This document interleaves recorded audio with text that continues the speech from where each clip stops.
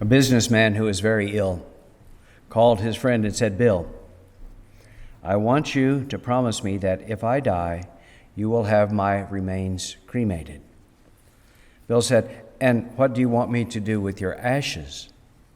He replied, "Just put them in an envelope and mail them to the IRS. And write on the envelope, 'Now you have everything.'" What a depressing thought. I would like for us to think for a few moments about depression. It's a tough time of year. The holidays are over. The bills are coming due. The IRS is right down the road. The news is discouraging. It's depressing. You know, that great leader of the Western world, Winston Churchill, struggled with depression all of his life. He called it the black dog. The people of the Bible experienced depression as well. Moses was the depressed leader of the people of Israel. Every time he turned around, they griped about something. "We need water. We are starving. We want food, but not manna." If you were surrounded by a bunch of chronic complainers, it would be hard not to be depressed. David was depressed. "Be merciful to me, O Lord, for I am faint," he wrote. "O Lord, heal me, for my bones are in agony. My soul is in anguish. I am worn out from groaning all night long. I flood my bed with weeping and drench my couch with tears." That was in the 6th Psalm. Almost everyone deals with depression, but it is not the end of the story. God's people do not have to live in a dark world of depression. God does hear our cries and answers our prayers. David went on in Psalm 40 to say, "I waited patiently for the Lord. He turned to me and heard my cry. He lifted me out of the slimy pit, out of the mud and the mire." And God comforted Paul and cared for him, saying, "My grace is sufficient for you, for my power is made perfect in weakness." God's promise was a sure thing for Paul, and it is a sure thing for us. Trust, ask, seek, and with God's help, blessing, and grace, depression can be handled and overcome. So here's some practical guidance from God's wisdom that can help us. First, stop complaining. Philippians 2:14 says, "Do everything without complaining or arguing." We are commanded by God to stop complaining about everything. Griping and complaining only makes things bitter, not better.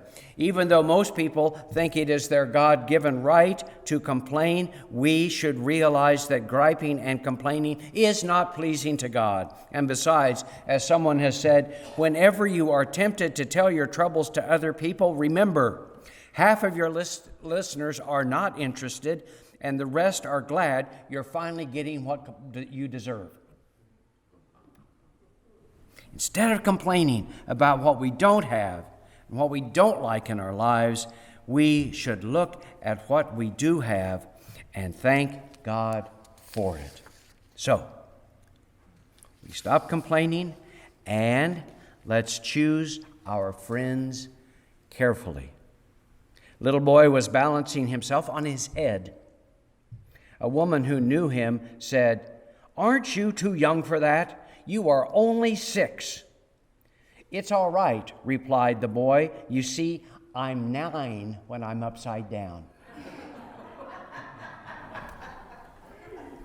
There will always be people who are going to tell us that we can't do something, or we won't amount to a hill of beans, or something like that.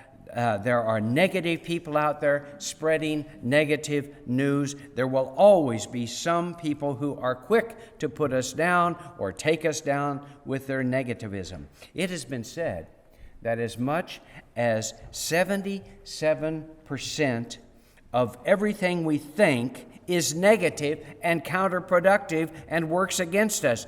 People who grow up in the average household hear no, or are told they can't do what they can't do, more than 148,000 times by the time we reach the age of 18. Result, unintentional negative programming. Proverbs 13:20 says, "He who walks with the wise grows wise, but a companion of fools suffers harm." We do influence one another. Good, bad, or otherwise, we do. Proverbs 12:26 says, "A righteous person is cautious in friendship, but the way of the wicked leads them astray." And 1 Corinthians 15:33 says, "Do not be misled. Bad company corrupts good company." Negative people are not good to be with. I realize we can't choose to get away from all negative people, but if it's a matter of choice, then choose to stay away. Separate from those who can bring us down. Choose friends carefully. So let's stop complaining. Let's choose our friends carefully, and then let's reach out to others. Anytime our focus is on ourselves, we are the losers, and so are those around us. When Christ walked the earth, he focused on others. Matthew 9:36 says, "When he saw the crowds, he had compassion on them because they were harassed and helpless." As followers of Christ, our focus can be on others. Quick to see the hurt in people and move to help them if we can. Romans 12:15, "Rejoice with those who rejoice and weep with those who weep." Proverbs 12:25, "An anxious heart weighs a person down, but a kind word cheers them up." God put us here to be a help to one another, to be kind and loving to one another. And when we bless others, we ourselves are blessed. Proverbs 11:25 says, "The generous will prosper. Those who refresh others will be refreshed." We need to be in the refreshing business. We can be a breath of fresh air to those around us. We can be the medicine that soothes aching hearts. All this we can do because Christ has called us to get our minds off of us, to get them on Christ and on others, and in doing so, we will move beyond depression. The more we learn to love Christ and others, the less depressed we will be. May we be blessed as we stop complaining, we choose our friends carefully, and we reach out to each other. And may we be blessed by this simple witness in His name. Amen.